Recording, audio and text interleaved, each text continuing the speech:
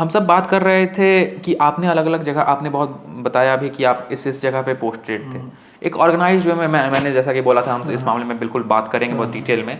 आपका जो teaching career शुरू हुआ और अभी आप आकाश में एज एक्सट्रीम सीनियर फैकल्टी हैं, पूरा डिटेल में जा सकें जितना भी, कि कहाँ आप पोस्टेड थे, किस जगह पोस्टेड थे, यहाँ पे आपको क्या एक्सपीरियंस रहा? देखिए, अगर इस तरीके से कॉर्पोरेट ऑर्गेनाइजेशन में जब हम बात करें तो 2007 में मैंने आकाश इंस्टीट्यूट ज्वाइन किया था, 10 अप्रैल के आसपास। तो उसके बाद 4 साल मैंने आकाश में पढ़ाया था। 4 साल में 2 साल तो मैं सबसे बड़ा सेंटर जनकपुरी, आप जानते होंगे उसका रहा। मैं भी जनकपुरी। तो उस वक्त एक ही बिल्डिंग जनकपुरी में हुआ करती थी। अच्छा, कौन सी वाली? जो उत्तम नगर के कॉर्नर पे जो है अभी सीईओ की बिल्डिंग है। अच्छा, सेंटर ऑफ एक्सीलेंस की बिल्डिंग है। ओके। तो वही एक बिल्डिंग होती थी। और उस वक्त जैसे चौधरी सर भी क्लास लेते थे, हम लोग बैच भी शेयर करते थे। JP01, JP02 हमको याद है अभी भी बैच। और उस बैच के 100% सिलेक्शन थे। वो सारे बच्चे अभी PG भी कर चुके हैं और कई कंट्रीज़ में हैं, इंडिया में भी बेस्ट जगहों पे पोस्टेड हैं। तो और कई अभी भी कांटेक्ट में हैं। सोशल मीडिया का लाइफ में ये फ़ायदा रहा, क्योंकि उस वक्त तो सोशल मीडिया भी नहीं होता था। ऑर्कुट नाम का एक होता था, फिर बाद में धीरे धीरे वो ख़त्म ही हो गया। तो फेसबुक वगैरह तो हम जब कलकत्ता पहुँचे तब आया। तो 2 साल दिल्ली में जनकपुरी में पढ़ाने के बाद शिमला में एक प्रोजेक्ट था आकाश का ही, वहाँ पर पोस्टिंग मिली। तो शिमला चंडीगढ़ के अंडर में था, चंडीगढ़ सेंटर के अंडर में। तो वहाँ पर हम लोगों ने 3 महीने का एक प्रोजेक्ट किया। प्रोजेक्ट का मतलब वहाँ क्रैश कोर्स का कंसेप्ट एक होता था। तो जब एक्सपेंशन हो रहा था तो ये होता था ना कि कहीं क्रैश कोर्स ऑर्गेनाइजेशंस चलाती थी, और जहाँ पर बच्चों का क्राउड अच्छा मिला फिर बाद में वहाँ पर सेंटर दे दिए कि मतलब जो लगा आज भी ऐसा ही हाँ कि तो नहीं, क्रैश कोर्स के थ्रू सेंटर एस्टेब्लिशमेंट अभी नहीं होता है। ठीक है, ओके। हाँ, अभी का सेंटर एस्टेब्लिशमेंट ये होता है कि अब वो पूरा का पूरा रिसर्च होता है। पहले उस तरीके की रिसर्च नहीं होती थी।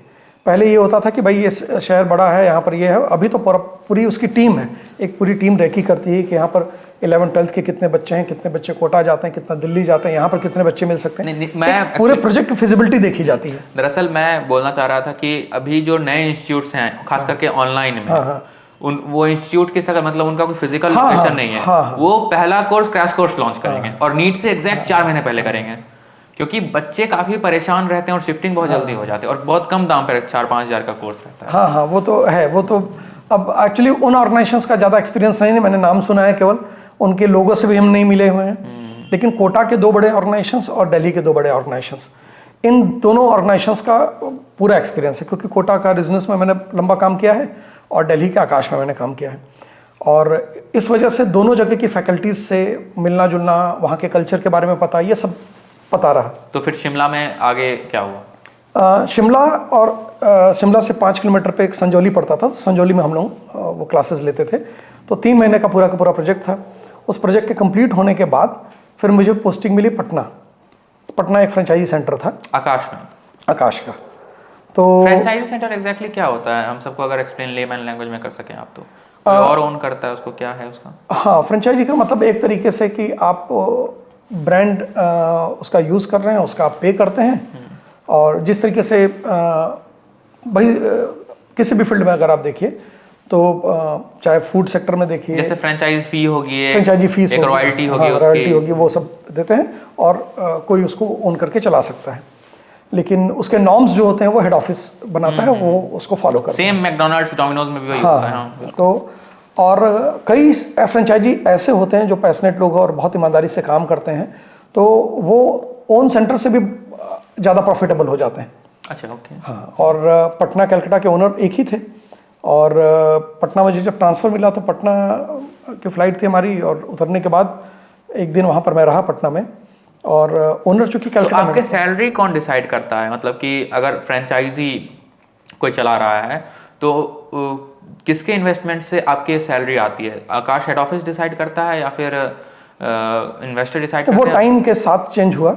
और रही बात सैलरी की, तो सैलरी तो हम खुद ही डिसाइड करते हैं, हमको इतना चाहिए मिलेगा तो काम करेंगे। निश्चित तौर पे वो है, लेकिन मतलब एग्जैक्टली ये डिपार्टमेंट किसका है कि मतलब फंड्स कहाँ से आ रहे हैं? हाँ, देखिए, पहले ये होता था कि फ्रेंचाइजी पे अगर किसी की पोस्टिंग होती थी तो पेरोल होता था हेड ऑफिस का। ओके। तो कुछ लोग क्या होते हैं कि फ्रेंचाइजी के पेरोल पे रहते हैं, और कुछ लोग होते हैं कि हेड ऑफिस के पेरोल पे होते हैं। तो 2 तरीके का पेरोल होता है।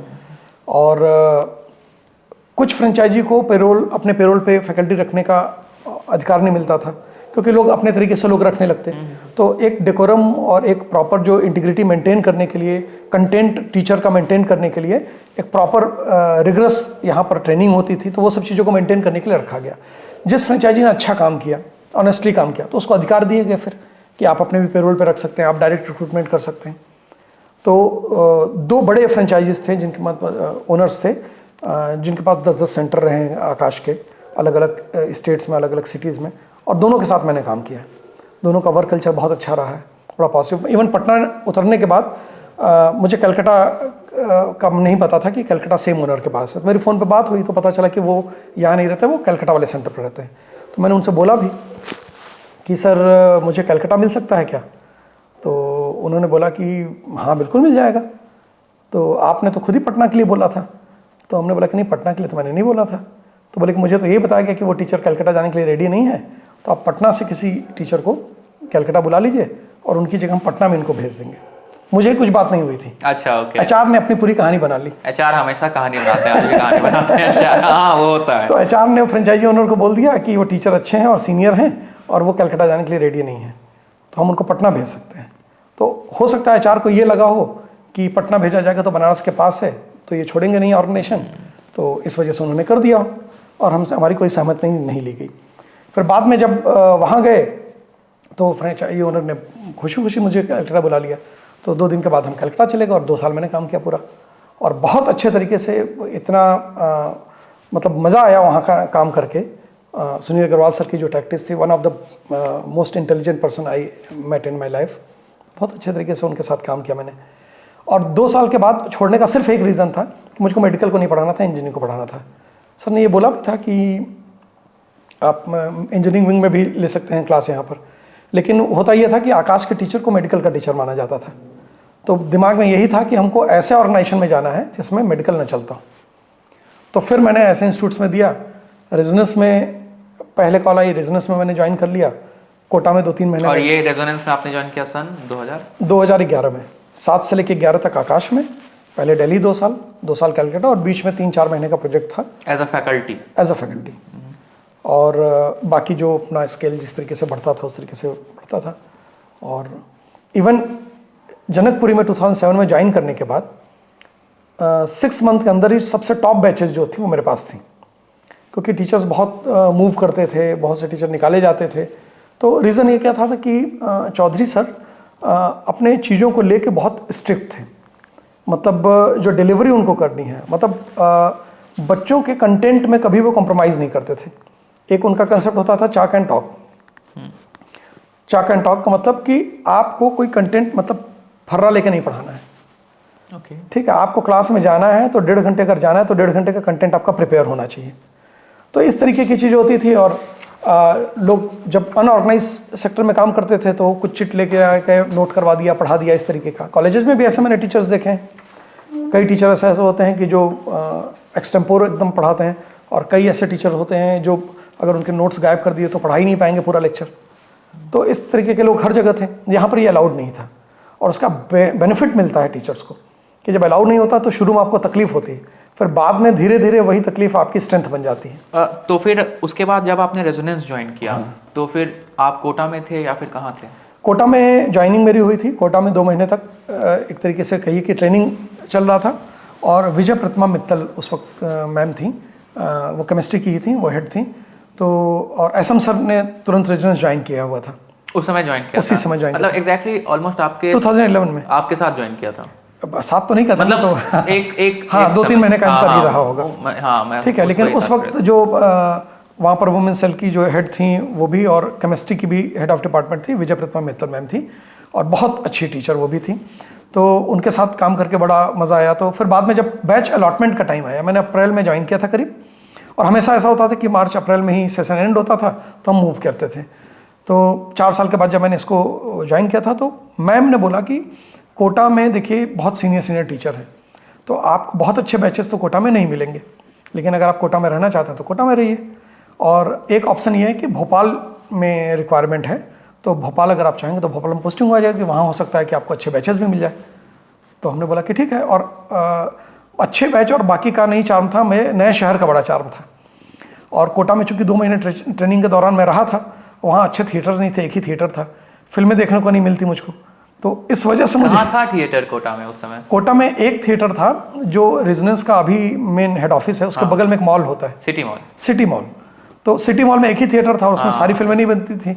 और कलकत्ता में इतनी फिल्में मैंने देखी थी, सारे मॉल थे, इंग्लिश फिल्में इंग्लिश में देखने को मिलती थी, और वेस्ट बंगाल की फिल्में मिलती थी, हिंदी फिल्में मिलती थी। तो बंगाली फिल्म आप देखते थे? मैं जहाँ भी रहा हूँ हर लोकल लैंग्वेज की फिल्म तो फिर आपको बंगाली आती थी? बंगाली नहीं आती थी। अच्छा, मुझे सिनेमा समझ में आता था। अच्छा, ठीक है, एकदम आर्टिस्ट।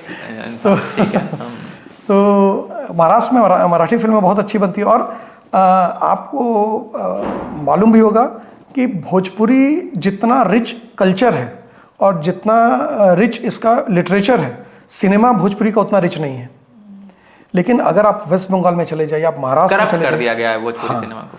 और आप वेस्ट बंगाल तो हमेशा से बहुत अच्छा रहा, सत्यजीत रे वगैरह की फिल्में जो थी वो प्रॉपर रिप्रेजेंट करती हैं अपने कल्चर को। आप भोजपुरी फिल्म देख के आप उस कल्चर को कभी नहीं आइडेंटिफाई कर सकते। और लिटरेचर जो रहता है या सिनेमा रहता है, तो उसका एक बेनिफिट ये होता है कि अगर अच्छा लिटरेचर आप पढ़ लीजिए, आपको रूस के बारे में जानना तो रूस जानने की ज़रूरत नहीं है, आप वहाँ का लिटरेचर अच्छा पढ़ लीजिए, आप रसिया के बारे में जान जाएंगे। तो इस तरीके से हिंदुस्तान में भी, हिंदुस्तान अपने आप में पूरा एक विश्व है, मतलब इतनी डाइवर्सिफाइड यहाँ पर कल्चर हैं, लैंग्वेजेज हैं, तो उसका अलग चार्म है।